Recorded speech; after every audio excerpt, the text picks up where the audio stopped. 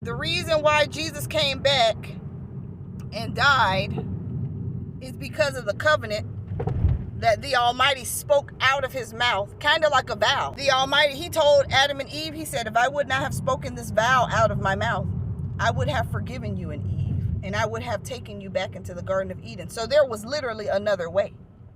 There was another way. God could have forgiven Adam and Eve, washed them of their sin, and gave them another chance. But the Almighty felt that that would not have been in the best interest of Adam and Eve. He felt like they needed to go through all this pain and turmoil. They needed to go through that.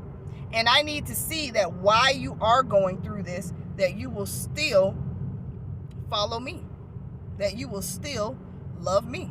But Adam was like, this is too much. So this is why they took their own lives multiple times, and God would bring them back. Second time, Adam threw himself off of a mountain. And as Eve was sitting there looking at him, at the bottom of the mountain, she's thinking to herself, this is my fault. This is my fault why this happened. So then she threw herself after them. So God comes to them and he says, rise. He wakes them up again. This happened this happened a couple of times. It was a time where Satan came to the cave and he got tired of them praying, and they was about almost close to the 40th day because they would worship for 40 days and take a break and then go back and start worshiping and praying for another 40 days. So Satan got tired of them praying, so him and his goons ran up into the cave and beat Adam and Eve too. So then God came to Adam and Eve again and told them, rise. And they woke up and Adam was like, man, why we got, like, Lord, where were you here? Why didn't you stop them? And the only thing God would say to Adam is, listen, don't be getting mad at me. The person that hurt you was your master, Satan, right? You listened to him while you was in the Garden of Eden. I told y'all not to eat off of that tree, okay? You ate off of the tree, so you can't blame me. This is basically how the Almighty is talking. You can't blame me for the decisions that you made. And Satan came back and tried to bamboozle them. The first time he came to them, it was as a serpent, okay? He was dwelling inside of the serpent. One time he transformed himself into an angel and transformed all his little minions into a congregation. And they standing outside the cave while he holding a ball of light and fire in his hand, and they out there singing, rain down on me. So Adam and Eve is looking like, what is that noise? We hear praise that's going on outside. We hear praises going on outside. Do you see that light? And they always associated light with God. You know what I'm saying? So Satan is outside trying to trick them. He is dressed up like an angel. And because of all the prayer that was going on within the cave, he couldn't enter. So he could only stand on the outside and make them come to him. So Adam was like, why do they not come inside? If it was the Lord would come into our dwelling and come to us. So that made me think about the people. Now you can see it on television. Come on, you guys, come on, join the congregation. But be very suspicious and very wary, because it got to the point where Adam was suspicious of everything. He questioned everything. He prayed to God about everything. He was like, nah, I don't know about that. I don't know about that. After he done been bamboozled so many times by Satan, and then God punish him every time he get bamboozled. Like, this dude is literally showing it up to me like angels. I didn't know he could do that. I didn't know he could do that. Congregations and everything. You know, they out here singing gospel music. And, you know, and I see an angel standing out there with a light in his hand, but they would not go out. And Satan was hoping that they were going to come out of the cave, run out of the cave, and fall down to their knees so he can look up at God and be like, yep, told you. Okay, so after pretty much starving themselves, and the angels were concerned that were watching over Adam and Eve, so they went back to the Almighty and was like, listen, you got to come, you have to come and talk to them, because they are still hoping to get into the Garden of Eden. They're not comprehending that you're telling them that that is not the way that they're going to be saved. Like, and they are literally about to die again. Like they're literally about to die again. So, the Almighty went to them. He gave a fig. He made his angels take them some figs. Adam was like, no, we don't want to eat this. We don't want to eat this, because then we're going to defile our bodies, and he did not want to defile their bodies because their bodies still have not been defiled. They haven't had no sex, they haven't eaten anything, they haven't done anything since they left the Garden of Eden. So he didn't want them to be defiled in any type of way, because then at that point he know, like, I don't want that to happen. God was like, no, y'all gotta eat, you gotta eat. So then he ends up making them eat, making them drink, and at that point, once they ate and drink, it was like, that's when the true nature of the flesh started to overwhelm them. So it was like they didn't want to really eat the food, because Adam didn't want to get accustomed to the food on the earth. He didn't want them to enjoy anything of the earth. They weren't created for like the earth, if that makes any dang sense. They were created in this beautiful garden, this holy Garden of Eden, where God expected for them to dwell and to give him children of light. Okay, so now it's like, that's all, we can't do that now. So once they ended up eating and drinking, Adam knew right then and there that they would never ever get back into the Garden of Eden. The way it talks about it in the book, it says like their bestiality started to take over. So it's like, we are beasts of the earth. So Adam would go to the Almighty and he would cry and he would pray to the Almighty, and he's like, listen, he was like, Lord, we're starting to have these urges, and I want to marry Eve, and I just need your permission to marry Eve, and if you don't give us permission, I honestly feel like we're going to fall into another transgression. So God grants Adam the right to marry Eve. This is when they got married. They weren't in the Garden of Eden that long. I think maybe like by the fifth day of them being created, they were already kicked out, so now he's asking God, can I marry her? So God gave Adam some myrrh and told him to take this myrrh and place it into the bosom of Eve. So Adam went to Eve, he placed the myrrh within her bosom, and of course asked her to marry him. They were married, became as one, then they had sex. Then they had their first set of twins. I wrote this down. So they finally had sex after 223 days of being kicked out of the Garden of Eden. So after it had almost been a whole year. So after 223 days, they finally had sex. She ended up getting pregnant. Eve ended up getting pregnant, and she had a set of twins. Her first twin babies was a girl and a boy. It was Cain and Luda. I believe that's how they pronounce her name.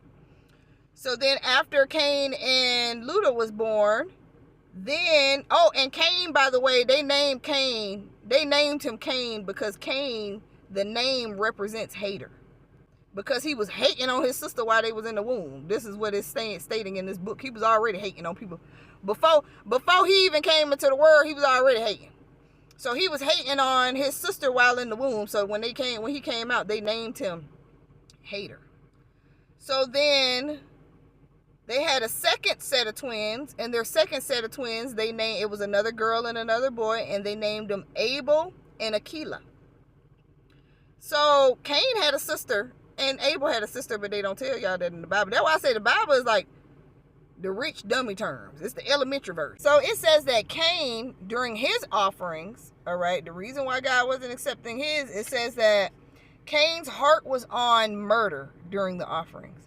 So he's looking at the animals in fascination, watching them being slaughtered, instead of his mind somewhere else. You know what I'm saying? And that's the reason why God wasn't accepting none of his offerings, because when he was doing his offerings, his mind was not on God. Abel really did have a good heart. Abel really wanted to please God. Like, he really was moving in certain ways in his life because he wanted God, the Almighty, to be exalted. He wanted God to be pleased with him. So God would whoosh down the fire and swoop up the offering. But Cain's offering would still be sitting over there, maggots coming out of it and everything else, you know. Now, the reason why Cain ended up killing Abel is not only because he was jealous. His name means hater, so he was already a hater. So he's sitting back and he watching how the Almighty is taking up all the offerings of Cain, then Satan ends up overhearing Adam and Eve speaking to each other about, our sons are getting to a certain age, our sons and our daughters are getting to a certain age, and they feel like they need to get married. They need to get married, but he didn't want them to sin or anything. So Eve suggested to Adam, she said, well, maybe we can have Cain's twin. We can have Cain's sister. Lucifer overhears them saying this. So then he goes back to Cain. Look at how they're over there praising Abel. Look at how God takes all of his offerings. They don't care about you. And I recently just heard them talking, stating that they're going to give your beautiful sister to Abel. And they're going to give you his ugly sister. Like I told you, they don't care about you, So this, when Cain heard this, it enraged him. It enraged him so bad to the point where he went back to the house while Adam was not there.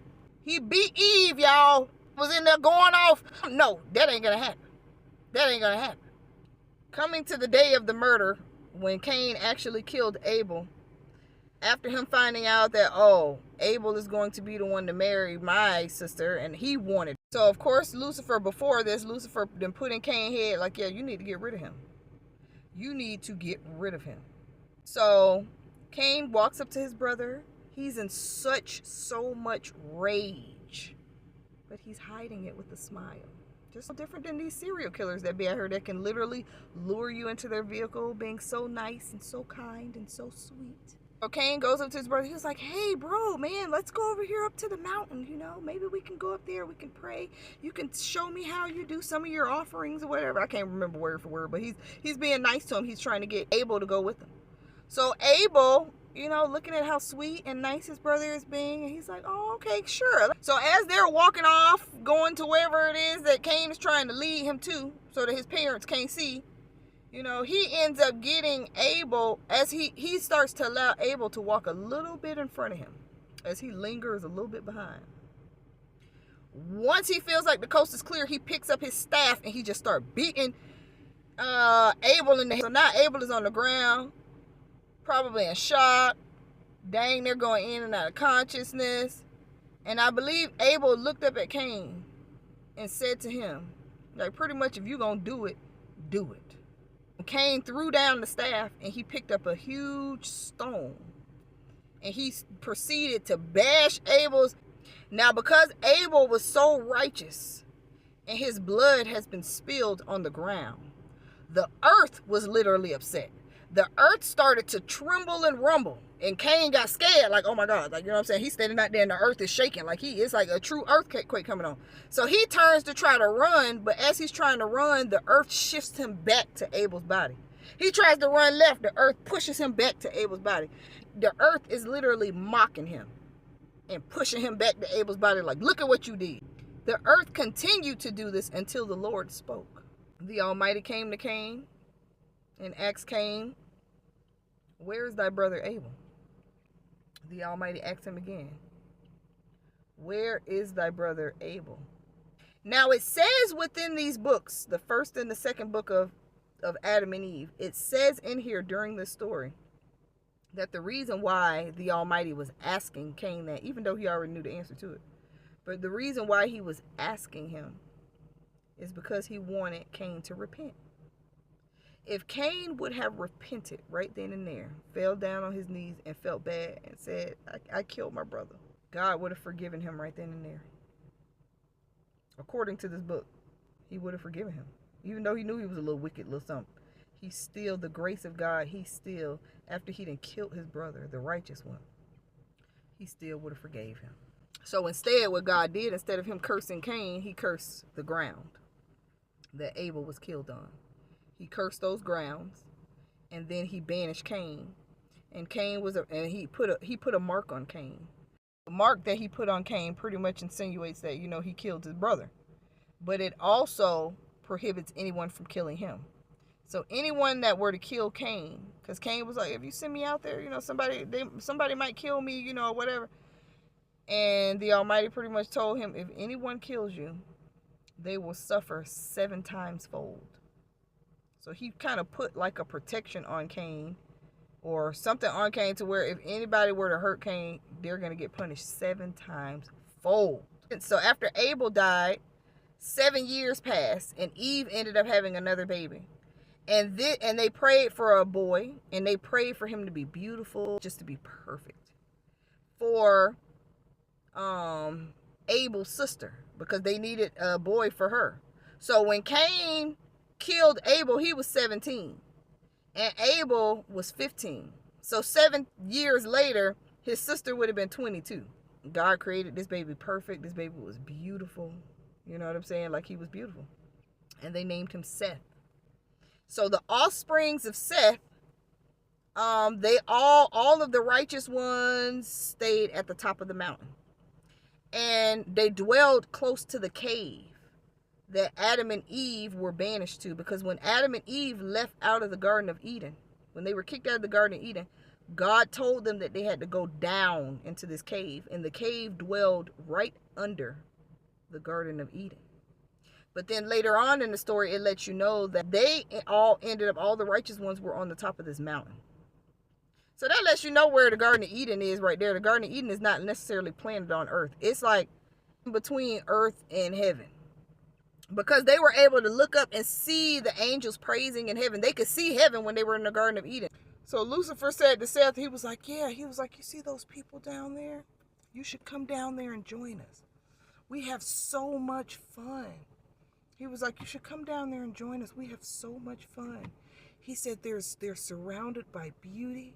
He was like, they have all the trees and beautiful fruit trees and vegetables, all that they need. We don't need gods down there.